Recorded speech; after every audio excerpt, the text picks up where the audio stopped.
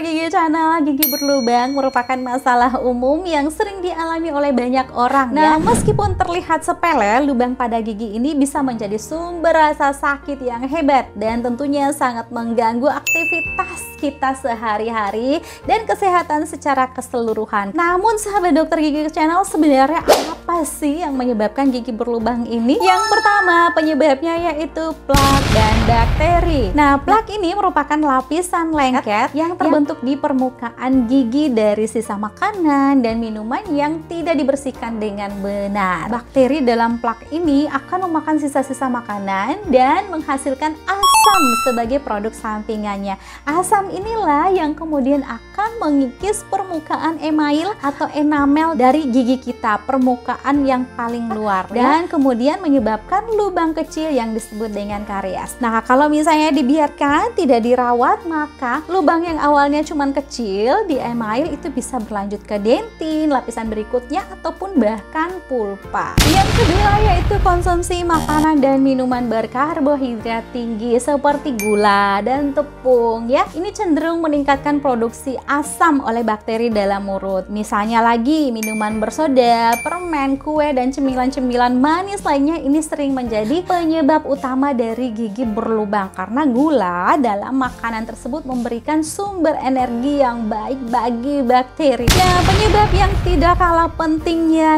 yaitu kurangnya perawatan gigi yang baik. Jadi sikat gigi yang teratur dan juga caranya benar, kemudian menggunakan benang gigi dan menggunakan obat kumur itu bisa membantu untuk menghilangkan plak dan mencegah gigi berlubang. Jadi kalau misalnya kita kurang melakukan perawatan gigi, itu bisa meningkatkan risiko terjadinya plak dan juga akumulasi bakteri yang pada akhirnya bisa menyebabkan gigi kita berlubang. Nah, sahabat Dokter Gigi Channel, faktor berikutnya yaitu kebiasaan merokok dan juga konsumsi alkohol. Nah, merokok dan konsumsi alkohol yang berlebihan itu tidak hanya berdampak buruk bagi kesehatan secara umum, tetapi juga kesehatan gigi ya. Dan ini bisa meningkatkan risiko terjadinya gigi berlubang. Jadi zat-zat kimia yang ada di dalam rokok dan juga alkohol itu dapat merusak email gigi serta mengganggu keseimbangan bakteri yang ada di dalam mulut. Nah, faktor genetik atau keturunan itu juga bisa memainkan peranan dalam kecenderungan seseorang untuk mengalami gigi berlubang. Jadi beberapa orang mungkin ada yang memiliki email atau enamel gigi yang lebih tipis ya, atau komposisi air liur yang berbeda yang membuat mereka itu lebih rentan terhadap pembentukan plak dan juga karies. Nah, faktor berikutnya yang bisa saja mendukung terjadinya karies yaitu kondisi kesehatan, misalnya serostomia atau mulutnya kering ya, kemudian asam lambung yang sering naik atau makanan yang dikonsumsi secara intravena itu juga bisa meningkatkan risiko gigi berlubang. Jadi mulut kering itu kan mengurangi produksi air liur, sedangkan air liur ini fungsinya adalah melindungi gigi secara alami terhadap asam dan juga bakteri. Jadi sahabat Dokter Gigi Channel, gigi berlubang itu bisa terjadi karena berbagai faktor, termasuk itu kebersihan gigi dan mulut yang buruk, pola makan yang tidak sehat, kebiasaan merokok dan juga minum alkohol, faktor genetika dan juga kondisi kesehatan lainnya yang dialami.